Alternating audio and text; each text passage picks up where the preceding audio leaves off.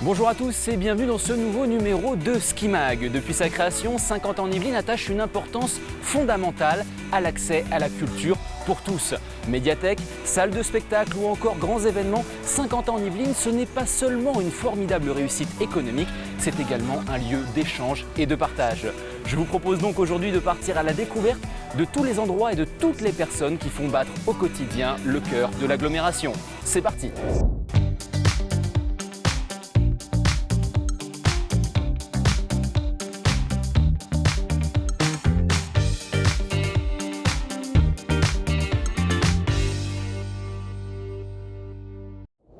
50 ans en Yvelines, c'est un patrimoine culturel riche et atypique où se mêlent subtilement tradition et modernité, ce qui a valu à l'agglomération d'obtenir le label Ville et Pays d'Art et d'Histoire.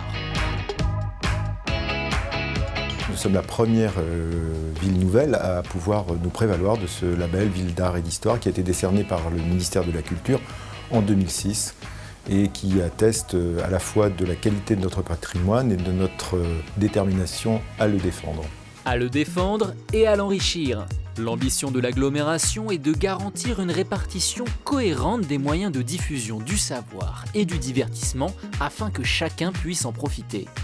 Ce qui implique d'aller au-devant du public, au travers par exemple d'ateliers itinérants, comme c'est le cas pour deux thématiques incontournables à Saint-Quentin en Yvelines, les sciences et la poésie.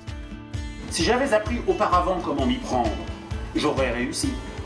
Mais personne ne m'avait enseigné la technique. Ça consiste à montrer que la poésie est vivante et qu'elle est faite pour tous, à travers la parole des poètes directement, ou des comédiens, ou des expositions que l'on pourra montrer un petit peu partout sur ce territoire auprès des équipements tels que les médiathèques, bien entendu, mais aussi toutes les salles de spectacle qui voudront bien nous accueillir, avec lesquelles on pourra partager une partie de la programmation. L'un des exemples les plus parlants de la culture de réseau à Saint-Quentin en Yvelines demeure sans nul doute ces médiathèques. Cet établissement, réparti sur toute l'agglomération, qui met à disposition plus de 500 000 documents. C'est pour moi un formidable outil de développement sur le territoire, de la lecture publique et avec un rayonnement sur toutes les communes de l'agglomération. Côté chiffres à population équivalente, nous sommes vraiment au-dessus des moyennes nationales. Pour vous donner une idée, on peut notamment souligner que le territoire saint-quentinois compte 25% d'emprunteurs, contre 11% en moyenne nationale.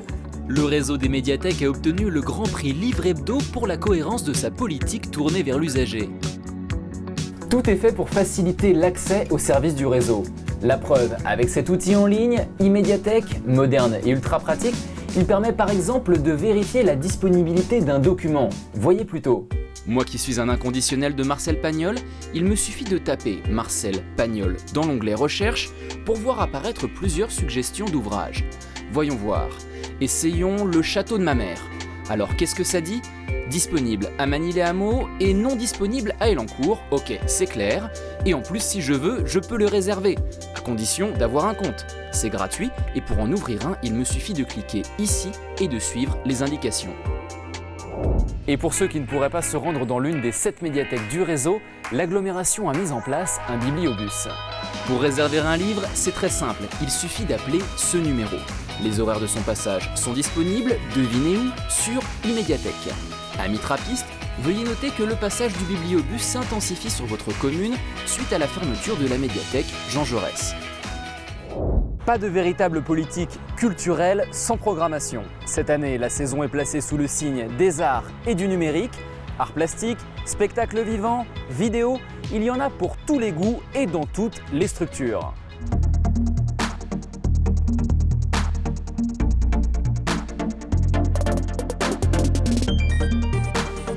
On s'est posé la question de savoir aujourd'hui qu'est-ce qui pouvait intéresser l'ensemble de ces disciplines qui sont un peu innovantes, parce que 50 ans en Yvelines a toujours été un lieu où la culture était une source d'innovation. Et le rapport entre art et numérique nous a semblé évident, parce qu'on pense qu'aujourd'hui, la relation entre art et numérique est extrêmement importante et innovante et permet de montrer des choses qui n'ont jamais été vues sur le territoire. Et pour sortir en famille ou entre amis, vous pouvez également jouer la carte ciné. À votre disposition, le multiplex UGC, à quelques minutes à pied de la gare de Saint-Quentin en Yvelines, mais également 3 cinémas de quartier, le Grenier à Sel à Trappes, la salle Jacques Brel à Montigny, le Bretonneux et le Ciné 7 à Elancourt. Toujours dans un esprit de proximité avec le public, 12 salles de spectacle sont disséminées sur tout le territoire, parmi lesquelles 2 salles intercommunales, le Prisme et la Scène nationale de Saint-Quentin en Yvelines, qui collaborent au travers de leur programmation et d'actions culturelles sur la thématique de la danse. Car oui, Saint-Quentin en Yvelines, c'est aussi un territoire de danseurs.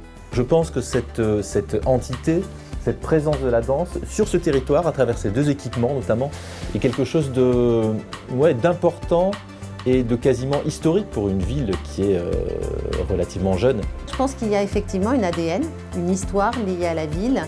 Mais en tout cas, on peut dire qu'il y a véritablement du public dans nos salles de spectacle sur la danse. C'est au Prisme comme au Théâtre de Saint-Quentin, alors que le public dans les spectacles de danse est le public qui vient le moins facilement. Hein. On le rassemble facilement sur la musique, facilement sur le théâtre. Sur la danse, c'est moins facile. Or, à Saint-Quentin en Yvelines, c'est quelque chose qui est tout à fait probant. Cette volonté qu'a eu l'agglomération de Saint-Quentin de communiquer autour de ces 2 programmes, c'est-à-dire des programmes communs, c'est aussi une façon de montrer que l'agglomération c'est un tout, ce n'est pas uniquement un regroupement de cette ville et bientôt un peu plus, mais c'est aussi une agglomération qui se pratique culturellement et artistiquement. En tout cas pour nous, c'est très porteur, pour nous inciter véritablement à aller vers de la qualité, vers de la richesse de partenariat au service de la population.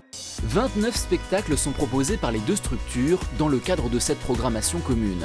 Des artistes à découvrir, mais également de grands noms de la danse contemporaine comme Angelin Prejlocage ou Benjamin Millepied. Et n'oublions pas les plus jeunes, qu'ils soient en primaire, au collège ou au lycée, les Saint-Quentinois montent sur scène aux côtés des pros dans le cadre de nombreuses actions culturelles. Mais il leur arrive aussi, comme tout le monde, d'aller voir un spectacle. Cette année encore, la saison s'annonce riche en émotions. 81 spectacles, il y en a pour tous les âges. Vous l'avez compris, Saint-Quentin en Yvelines, c'est la culture pour tous avec un grand C et ce n'est pas près de s'arrêter. C'est une ambition culturelle, c'est une culture qui va au contact des habitants et c'est une culture dynamique, résolument tournée vers l'avenir. Voilà, c'est fini pour aujourd'hui, mais pas d'inquiétude, Skimag revient très vite pour un nouveau numéro. D'ici là, portez-vous bien. Ciao, bye!